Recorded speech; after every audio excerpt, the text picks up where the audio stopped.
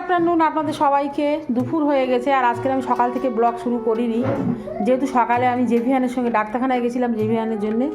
তো এসে মাত্র আমি তাড়াতাড়ি হুটোপাটা করে রান্না করেছি। আর মুস্কানের পাপাও আজকে তাড়াতাড়ি বেরোবে। আজকে আমি কী কী রান্না করি, ডালটা নাও, কী কী রান্না করেছি আপনাদেরকে দেখাচ্ছি। এখানে চালতা দিয়ে ডাল, আগের দিন আমার তো খুবই ভালো লেগেছে, ওই জন্য আজকে আমি চালতা দিয়ে ডাল করেছি, বেগুন ভাজা, এখানে হচ্ছে মিক্স স্যালাড করেছি। স্যালাড আরও করবো, মুস্কানের বাবা যেহেতু বেরিয়ে যাবে তো অল্প করে করেছি।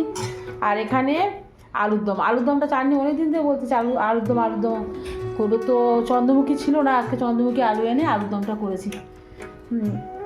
তো আজকের এই রান্নাবান্না আর ডিমের অমলেট। মুস্কান বাড়ি চলে এসছে। মুস্কান এক্সাম কেমন হয়েছে তোমার?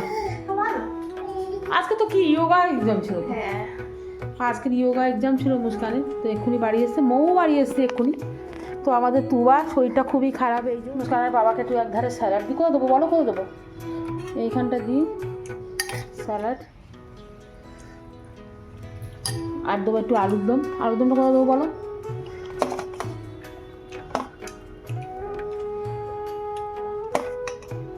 আলুর দমটা আমি অনেক দিন পর করলাম, অনেক দিন পরে করলাম। বলো আজকে রান্নাবান্না কেমন হয়েছে? ভালো হয়েছে। তো মুস্কান মৌসুমের ডিম ভাজতে হবে।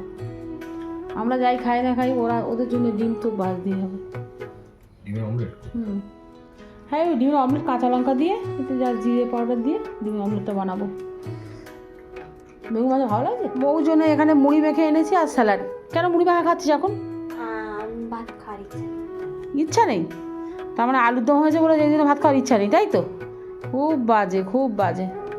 আলুর দম আর স্যালাড, ঠিক আছে, স্যালাডটা খাবে, ঠিক আছে। এই যে দুবা কাল থেকে খাওয়া দাওয়া করছে না, আর শরীরটা প্রচণ্ড খারাপ।